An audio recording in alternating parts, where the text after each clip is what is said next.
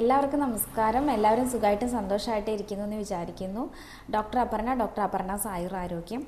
അപ്പോൾ ഇന്ന് മകരം 1 അല്ലേ, മകരമാസം 1-ാം തീയതിയാണ്. മകരസംക്രാന്തി ആയിരുന്നു കഴിഞ്ഞ ദിവസം.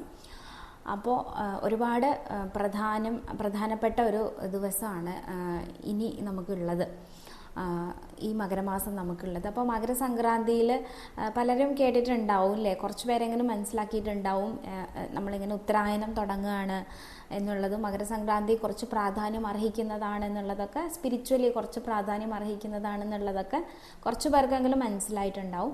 ആരോഗ്യപരമായിട്ട് നമുക്ക് എങ്ങനെ ഈ ഒരു വിഷയത്തെ കാണാം, അത് സംബന്ധമായിട്ടുള്ള കുറച്ച് ഇൻഫർമേഷൻസ് ഇവിടെ ഷെയർ ചെയ്യാനാണ് ആഗ്രഹിക്കുന്നത്.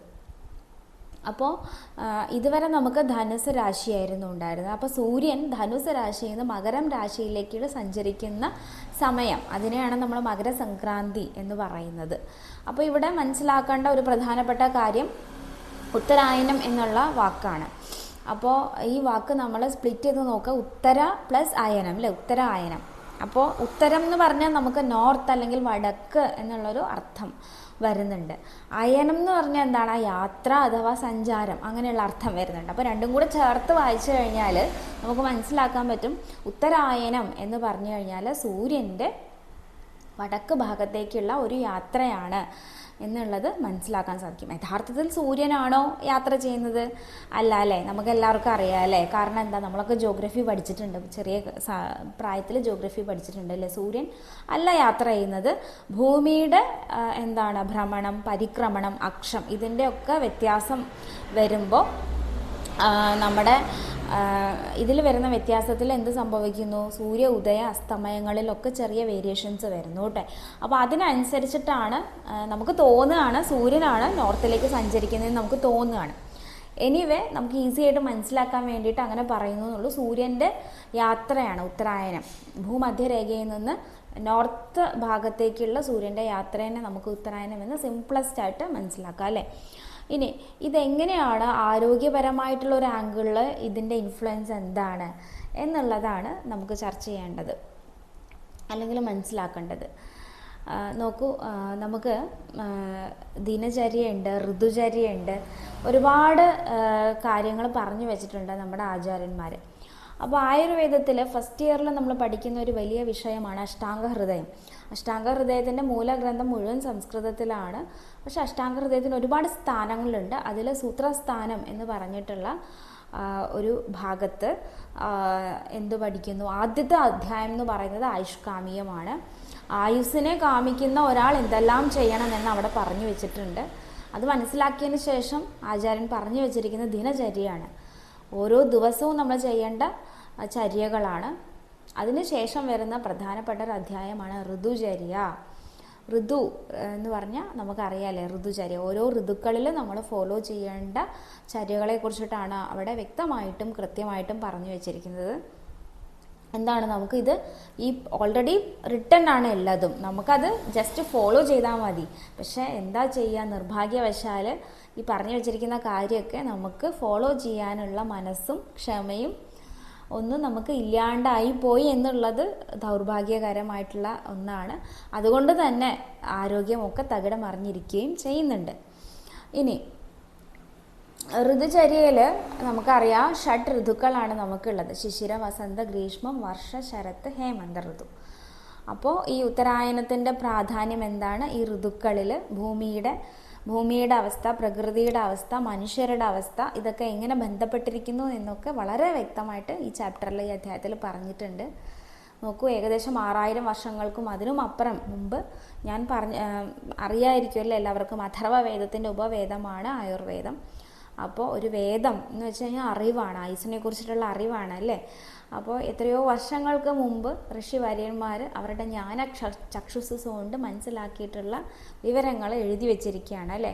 ഇന്ന് കാണുന്ന പോലെയുള്ള, ഇന്ന് സയൻസ് അവകാശപ്പെടുന്ന സയൻറ്റിഫിക് എവിഡൻസ് ആൻഡ് പ്രൂഫ്, ഇതൊന്നും അതായത് നമ്മുടെ പഞ്ചേന്ദ്രിയങ്ങൾ കൊണ്ട് മാത്രം ഗ്രഹിക്കാൻ സാധിക്കുന്ന സയൻറ്റിഫിക് എവിഡൻസ് ആൻഡ് പ്രൂഫ് ഒന്നും ഇല്ലാതിരുന്ന ആത്മജ്ഞാനികൾ എഴുതിയിട്ടുള്ള സത്യങ്ങളാണ് ഈ ശാസ്ത്രത്തിലുടനീളം കാണുന്നത്. ഇതിനെ ഇന്നത്തെ സയൻറ്റിഫിക് മെത്തേഡ്സ് കൊണ്ട് തുലനം ചെയ്യാൻ സാധ്യമല്ല. അപ്പോൾ അതിനൊക്കെ ഒരുപാട് എന്താ പറയുക, ജ്ഞാനം ഉള്ളിലുള്ളവർക്ക് മാത്രമേ ഇതൊക്കെ ഗ്രഹിക്കാൻ തന്നെ സാധിക്കുകയുള്ളൂ. അപ്പോൾ ഇത് ഏതായാലും സിംപ്ലസ്റ്റ് ഫോമിൽ നമുക്ക് എല്ലാവർക്കും സാധാരണ ജനങ്ങൾക്ക് മനസ്സിലാക്കാൻ പറ്റുന്ന സിംപ്ലസ്റ്റ് ആയിട്ടുള്ള ഫോമിൽ ഇതെല്ലാം പറഞ്ഞു വെച്ചിരിക്കുകയാണ്. അപ്പോൾ ഞാൻ നിങ്ങൾക്ക് ടെക്സ്റ്റ് ബുക്ക് കാണിച്ചു തരാം കേട്ടോ. വെറുതെ വായിക്കുന്ന എന്തെങ്കിലും പറയുന്നതല്ല, പ്രൂഫോടെ കാണിക്കാം. അപ്പോൾ ഞാൻ ടെക്സ്റ്റ് ബുക്ക് കാണിച്ചു കേട്ടോ. ഓക്കെ, അപ്പോൾ ഇതാണ് കേട്ടോ അഷ്ടാംഗ ഹൃദയത്തിൻ്റെ ടെക്സ്റ്റ് ബുക്ക്. മൂലഗ്രന്ഥം എന്ന് പറയുന്നത് മുഴുവൻ സംസ്കൃതത്തിലാണ്. അതിൻ്റെ വ്യാഖ്യാനങ്ങളും അർത്ഥങ്ങളും ഒക്കെ സംസ്കൃതത്തിലാണ്. പഠിക്കാനുള്ള സൗകര്യാർത്ഥം നമ്മൾ ഇതുപോലെ ഇംഗ്ലീഷ് ട്രാൻസ്ലേഷനും കമൻട്രിയും ഒക്കെ ഉള്ള ബുക്ക് ആശ്രയിക്കുന്നതാണ്. ഡോക്ടർ ടി ശ്രീകുമാർ എന്ന് പറഞ്ഞ അദ്ദേഹം എഴുതിയിട്ടുള്ള പുസ്തകമാണ്. അതിനെ ട്രാൻസ്ലേറ്റ് ചെയ്തിട്ടുള്ളതാണ് ഇംഗ്ലീഷിൽ.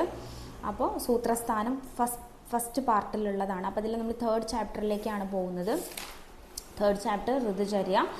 അപ്പോൾ നമ്മൾ പറഞ്ഞിട്ടുണ്ട് 6 ഷട്ട് ഋതുക്കൾ ഉണ്ട് എന്നുള്ളത്. ഇപ്പോൾ കാണുന്നുണ്ടാവുമെന്ന് വിചാരിക്കുന്നു. ഓരോ ഋതുക്കളും 2 മാസങ്ങളുണ്ട്. അപ്പോൾ ശിശിര ഋതുവിലുള്ളതാണ് മാഘമാസം, ഫൽഗുണ മാസം എന്നുള്ളത്. അപ്പോൾ ഇംഗ്ലീഷിൽ നമുക്കറിയാം മാസങ്ങൾ, പക്ഷേ മലയാളത്തിൽ സംസ്കൃതത്തിൽ നമുക്ക് ഇതിനെക്കുറിച്ചിട്ട് വലിയ പിടിയൊന്നുമില്ല. ഇന്നത്തെ കുട്ടികളോട് ചോദിച്ചാൽ അപ്പോൾ അവർക്ക് കറക്റ്റായിട്ട് മാസങ്ങളൊന്നും പറയാൻ കൂടി അറിയില്ല. അപ്പോൾ ഇങ്ങനെയും കൂടെ ഉണ്ടെന്നുള്ളത് മനസ്സിലാക്കുക. കഴിഞ്ഞ ദിവസത്തെ ന്യൂസുകളിലൊക്കെ ശ്രദ്ധിച്ചപ്പോൾ നമുക്ക് മാഘമാസത്തിലെ ഉത്തരായനം എന്നൊക്കെ ഉള്ള കേട്ടിട്ടുണ്ടാവില്ലേ, വളരെ ആത്മീയമായിട്ട് പ്രാധാന്യം അർഹിക്കുന്ന സമയമാണെന്നൊക്കെ ഉള്ളത് മനസ്സിലാക്കിയിട്ടുണ്ടാവും. അപ്പോൾ മാഘമാസം അതാണ്. ഇനി അടുത്ത അടുത്ത പേജിൽ വരുന്നിട്ടുള്ള ഈ ശ്ലോകം വളരെ ഇമ്പോർട്ടൻ്റ് ആണ്. ഇതിലാണ് നമ്മൾ ഉത്തരായനത്തെക്കുറിച്ചിട്ട് പറയുന്നത്. നോക്കൂ, ശിശിര വസന്ത ഗ്രീഷ്മ ഋതുക്കൾ ഉത്തരായനത്തിൽ വരുന്നതാണ്, ഉൾപ്പെടുന്നതാണ്. The period when sun is traversing to the north of equator എന്ന് പറയുന്നുണ്ട്. ആദാന കാലം എന്നും ഈ കാലത്തെ പറയുന്നുണ്ട്. കാരണം എന്താണ്? ആദാനം ആഗ്നേയമാണ്. കാരണം ശിശിര വസന്ത ഗ്രീഷ്മ ഋതുവിൽ sun is seen by as moving in northernly. നേരത്തെ പറഞ്ഞു, ഇത് നമുക്ക് നേരത്തെ പറഞ്ഞ കാര്യങ്ങളാണ്. ഭൂമിയുടെ അക്ഷം, അതുപോലെ തന്നെ എന്താ പറയുക, ഭ്രമണ പരിക്രമണത്തിനൊക്കെ ആശ്രയിച്ചിട്ടാണ് ഇത് വരുന്നത്. ഇനി അടുത്ത 3 ഋതുക്കൾ നമ്മൾ ദക്ഷിണായനം എന്ന് പറയും. ഇപ്പോൾ സൂര്യൻ്റെ ദക്ഷിണത്തിലേക്കുള്ള അയനത്തെയാണ് അത് സൂചിപ്പിക്കുന്നത്. ഇനി ഉത്തരായനത്തിൽ തീക്ഷ്ണ ഉഷ്ണ രൂക്ഷ, അതായത് sharp hot and dry properties of the sun and air increase which ultimately weakens the സൗമ്യ ഗുണ ഓഫ് ദി എർത്ത്. അപ്പോൾ ഞാൻ ജസ്റ്റ് ടെക്സ്റ്റ് ബുക്ക് കാണിച്ചു തന്നതാണ്, റെഫറൻസ് ഉണ്ട് എന്നുള്ളത് കാണിക്കാൻ വേണ്ടിയിട്ട്.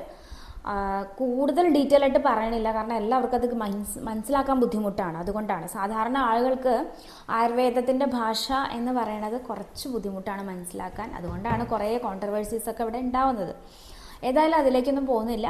അപ്പോൾ മനസ്സിലാക്കുക, നമുക്ക് ഇനി വരാൻ പോകുന്നത് വളരെ ചൂടുള്ളൊരു കാലഘട്ടമാണ് അല്ലേ. അപ്പോൾ ഇതാണ് ഈ സൂര്യൻ്റെ ഉത്തരായനം കൊണ്ട് എന്ത് സംഭവിക്കുന്നു? അതിയായിട്ടുള്ള തീക്ഷ്ണ ഉഷ്ണ രൂക്ഷ ഗുണങ്ങളൊക്കെ അന്തരീക്ഷത്തിൽ വർദ്ധിക്കും.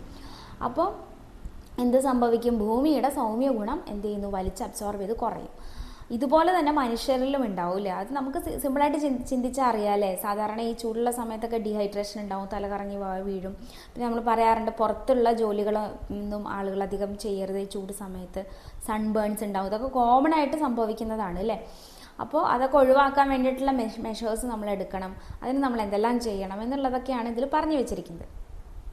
അപ്പോൾ നോക്കൂ, എത്രയോ വർഷം മുമ്പ് ഇത്രയും കറക്റ്റായിട്ട് നമ്മുടെ ജോഗ്രഫിക്കലി അതുപോലെ തന്നെ ആസ്ട്രോണമിക്കലി ഒക്കെ ഓരോ കാര്യങ്ങൾ മനസ്സിലാക്കിയിട്ട് മനുഷ്യന് ഹിതമാവുന്ന രീതിയിൽ എങ്ങനെ ഈ ഭൂമിയിൽ ജീവിക്കാൻ സാധിക്കും എന്നുള്ളത് എന്നിങ്ങനെ പറഞ്ഞിട്ടുള്ള ഒരു ചികിത്സാ പദ്ധതി വേറെ ഉണ്ടോ എന്നുള്ളത് ഭയങ്കര അതിശയമാണ് അല്ലേ, അത്ഭുതമാണ്.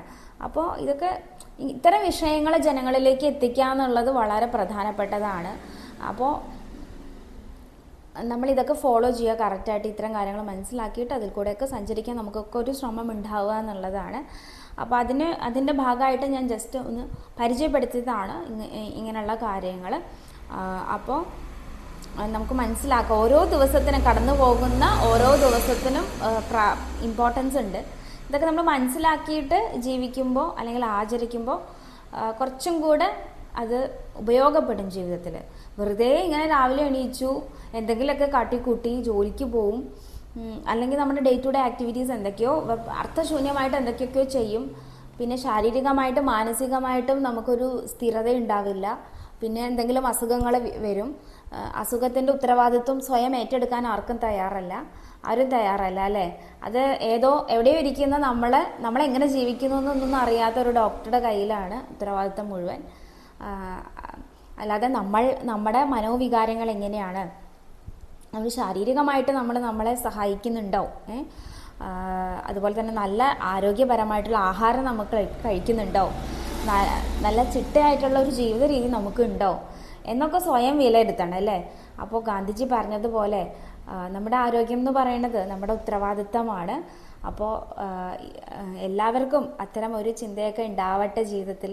എങ്ങനെയെങ്കിലും ജീവിക്കുക എന്നുള്ളതിൽ കാര്യമില്ല, അർത്ഥപൂർണമായിട്ടൊരു ജീവിതം ജീവിക്കുക എന്നുള്ളത് വളരെ പ്രധാനപ്പെട്ടതാണ്. അപ്പോൾ എല്ലാവർക്കും അതിനൊക്കെ സാധ്യമാകട്ടെ എന്ന് ആശംസിക്കുന്നു.